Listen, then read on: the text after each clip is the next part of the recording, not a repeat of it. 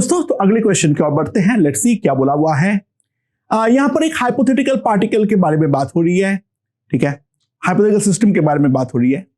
तो सपोज करो मेरे पास एक प्रोटॉन पड़ा हुआ है और वो प्रोटॉन कैप्चर कर लेता है एक म्यू मेसॉन को। जो हमारा म्यू मेसॉन है उसका चार्ज है -e और उसका जो मास है वो है 204 times the mass of electron. Take the mass of proton to be 1836 times the mass of electron. तो सवाल ये है, जो ये मेरे पास जो नया मेसिक एटम बनेगा, इसको हम मेसिक एटम नाम दे रहे हैं, उस मेसिक एटम का हमारा रेडियस और binding energy of ground state क्या होगा। ठीक है, और जो lambda of the first line of the bummer series कितना होगा वो हमें यहां पर निकालनी है। लेट्स सी क्या बोलते हैं। सो ये जो हमारा मेसिक एटम है, ये वाला मेसिक एटम के बारे में हम क्या कह सकते हैं। हमारे पास एक पॉजिटिव चार्ज है, ठीक है, एंड इसका जो चार्ज है दैट इज +e और इसका जो मास है वो है 1836 me और यहां पर मेरा एक इलेक्ट्रॉन है। ठीक है, और चार्ज तो -e है, सॉरी म्यू मेसॉन है और इसका जो हमारा मास है वो है 204 me।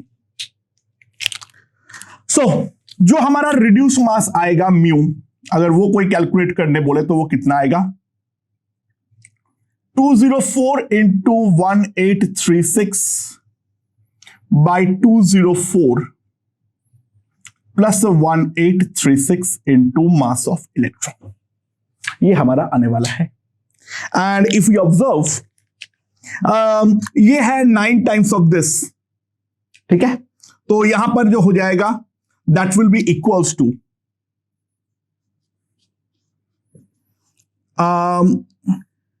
इसको m मान लो, m into 9m by 10m।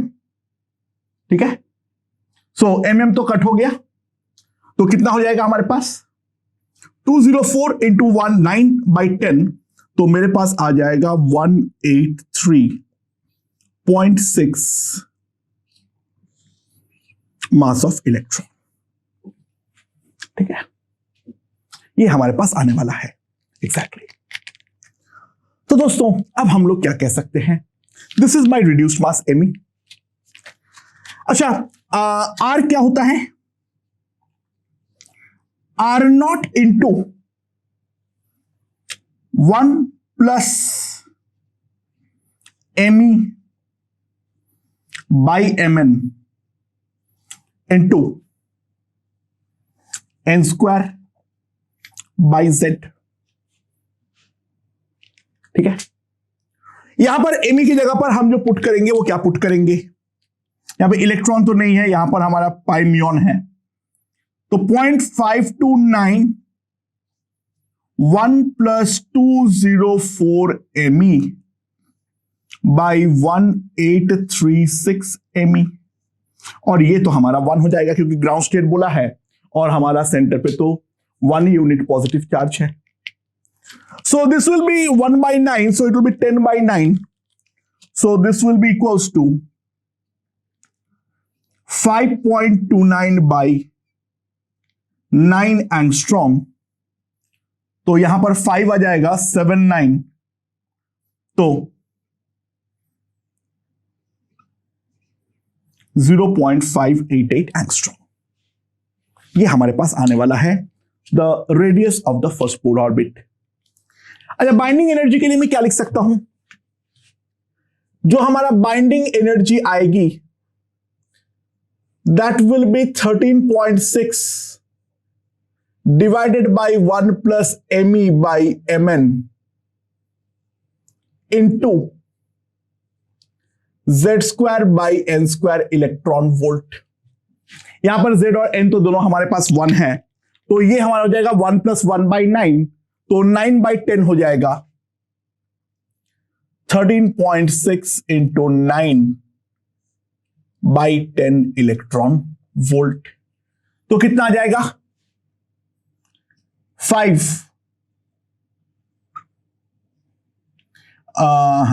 12.24 electron volt. And last जो बोला है वो क्या पूछा है, जो lambda of the first line of Balmer series, lambda of the first line of Balmer series. So जो हमारा बमर सीरीज का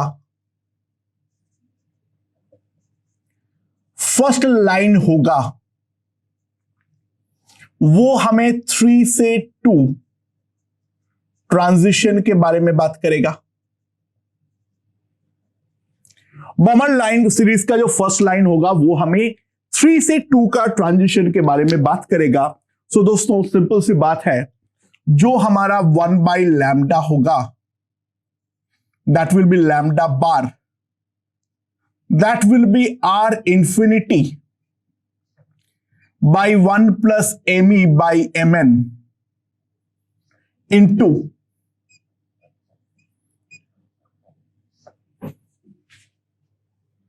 ये अगेन जो हमारे पास आएगा वो आएगा 1/9, तो ये अपने हो जाएगा लैम्डा बार जो आ जाएगा मेरे पास, यानी 1 बाई लैम्डा जो आ जाएगा that will be equals to 9r infinity by 10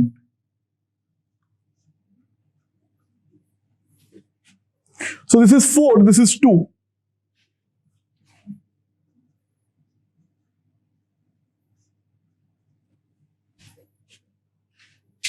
So lambda जो मेरे पास आ जाएगा that will be 8 by r infinity। अब r infinity का वैल्यू पुट कर दो एंड उसके अकॉर्डिंग हमारे पास फाइनल आंसर जो है वो आने वाला है।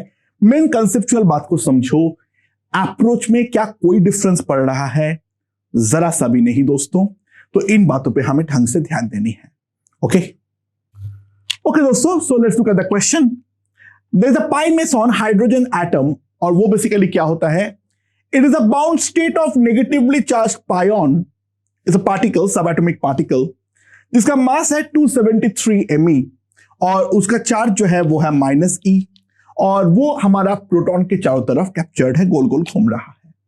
ठीक है, एक पायन जो है वो काफी ज्यादा अनस्टेबल है और उसका जो एवरेज डिके टाइम है वो है 10⁻⁻8 सेकंड। जो पायन है वो हमारा ग्राउंड स्टेट है, तो सवाल ये है estimate the number of revolutions it make before it decays. ठीक है, again it's a calculation based question, ज्यादा दिमाग लगाने की कोई जरूरत नहीं है। अच्छा, फ्रीक्वेंसी क्या होता है, 1 by time period and that will be nothing but omega by 2 pi. Omega can be written as v by r by 2 pi, and r को अगर मैं रिप्लेस कर दूं, अच्छा मैं क्यों रिप्लेस कर रहा हूं आर को, द रीजन बीइंग जो v का टर्म है v नॉट का, वो हमें याद रखना बहुत आसान होता है, that is e square by 2 times epsilon naught h। It's very easy to remember. ठीक है, आर वाला जो आर नॉट है वो याद रखना थोड़ा टफ होता है, मैं बेसिकली वी नॉट वाला याद रखता हूं और उससे सारी चीजें सॉल्व हो जाती है। सो फ्रीक्वेंसी क्या आ जाएगा, e⁴/4 epsilon not square h cube into me into z square by n cube as shown. me जहां पर मास ऑफ इलेक्ट्रॉन है, that is according to the classic Bohr model. This is the classic Bohr model, right. Now यहां पर क्योंकि हमारे पास nucleus का मास जो है वो हमें कंसीडर करना पड़ रहा है, तो n और z तो मेरा ऑब्वियसली 1 है क्योंकि एक प्रोटॉन है और ग्राउंड स्टेट है, और जो हमारा मास ऑफ इलेक्ट्रॉन है उसे हमें रिप्लेस करना पड़ेगा उसके रिड्यूस्ड मास से। जहां पे रिड्यूस्ड मास क्या होगा, जो मैं लिखा हूं तुम साफ साफ देख सकते हो, and that will come out to be approximately 238 into me, the mass of electron. ठीक है, सो अगर मैं यहां से कैलकुलेट करूं तो मेरे पास जो फ्रीक्वेंसी आएगा वो आएगा e⁴ epsilon not square h cube. अच्छा, be very cautious regarding one thing, जो हाइपोथेटिकल पार्टिकल दे दे उसका चार्ज अगर 2e दे दिया तो यार यहां पर e की जगह पे हमें 2e से रिप्लेस करना पड़ेगा। इन सब गलतियों मत करना, ये इलेक्ट्रॉन के लिए वैलिड है जहां पे ये इलेक्ट्रॉनिक चार्ज है। ठीक है ना, न्यूक्लियस का चार्ज तो z में कंसीडर हो जाता है, लेकिन जो पार्टिकल दिया हुआ है उसके अंदर भी चार्ज हो तो यहां पर हमें वो करेक्शन करनी पड़ेगी। ठीक है, मान लो 2e चार्ज दे दिया तो वहां पे 2e⁴ हम पुट करेंगे, तो वहां पे 16 अपने आप हो जाएगा, ध्यान देना, into 238 mass of electron, and we are going to substitute all those values, and trust me, in calculation it will come out to be approximately 1.8 into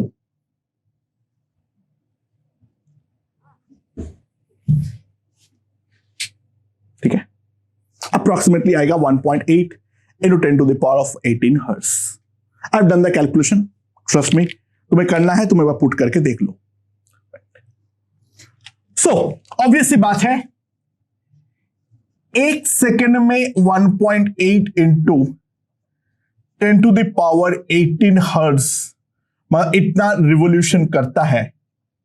तो ऑब्वियस सी बात है 10 टू द पावर -8 सेकेंड में 1.8 into 10 to the power 10 revolutions वो करने वाला है. So before decaying it will approximately make 1.8 into 10 to the power 10 revolutions. Again, numerically चाहे कैसा भी हो, conceptually it's a very, very, very, very simple thing, right? Okay, दोस्तों, last question. So calculate the difference in binding energy of ground state of hydrogen and deuterium atom. So binding energy का जो हमारा revised formula है वो क्या है? हम लोगों ने ये लिख दिए थे, binding energy 13.6 by 1 plus me by mn into z square by n square ev. And obviously बात है यहां पर z equals to n equals to 1 for both. दोनों के लिए ही z और n इसका वैल्यू जो है वो है हमारा 1. अच्छा, हाइड्रोजन के लिए जो हमारा न्यूक्लियस है वो क्या है? न्यूक्लियस ऑफ H, इस पे केवल एक प्रोटॉन है, तो इसका जो मास ऑफ न्यूक्लियस होगा that will B mass of electron. अच्छा, मैं प्रोटॉन और न्यूट्रॉन का मास को लगभग इक्वल मानने वाला हूं, और जो हमारा न्यूक्लियस ऑफ D होगा that will B 1 proton plus 1 neutron, that will B Mn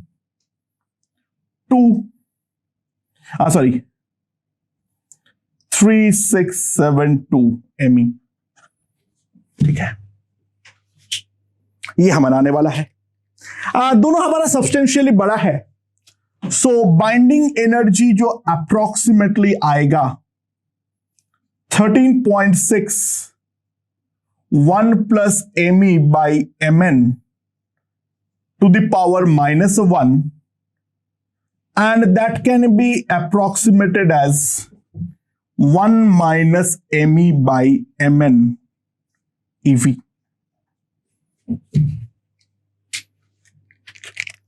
so obviously बात है जो हमारा हाइड्रोजन का बाइंडिंग एनर्जी आएगी that will B 13.6 1 minus 1 by 1836 ev. और जो हमारा ड्यूट्रियम का आएगा that will B 1 minus 3672 ev. And we can clearly see the binding energy of deuterium will be slightly higher than that of hydrogen. So obviously बात है जो हमारे पास binding energy of deuterium minus binding energy of hydrogen जो आएगा वो इन दोनों का subtraction आएगा, that will be 13.6 1 by 1836 minus 13672 electron volt. And यहां पर अगर हम कंप्यूट करें this will come out to be 13.6 by 3672 electron volt. ये हमारे पास आ जाएगा. And now if we compute, ठीक है, अगर हम कंप्यूट करना चाहें तो हमारे पास कितना ईवीज करीबन करीबन आएगा, तो यहां पर 10 टू द पावर -3 तो पहले ले लो, ठीक है, 10 टू द पावर -3 तो तुम पहले सबसे पहले ले लो, तो ये हमारे पास अप्रोक्सीमेटली 4.7 ईवी का into 10 to the power -3 eV करीबन आता है। I have calculated it, just check, पता नहीं, मैंने एक बार कैलकुलेट किया था रफली, it was coming out to be approximately 4.7 into 10 to the power -3V, and I hope this is very very clear। तो कुछ रिजल्ट्स अगर हम याद रखें, ये 13.6 के नीचे क्या सब फैक्टर्स आते हैं, तो क्वेश्चंस हमारे थोड़े क्विक बन जाती है, पूरा बेस से कैलकुलेट करना काफी ज्यादा टफ पड़ता है। सो न्यूक्लियस का मास का जो भी इफेक्ट्स है उसके रिगार्डिंग क्वेश्चंस है, वो हम लोगों ने यहां पर डिस्कस कर चुके हैं। अब हम लोगों का एटॉमिक स्ट्रक्चर में लास्ट चीज बची हुई है, that is the hypothetical Bohr model. Let's see what's that.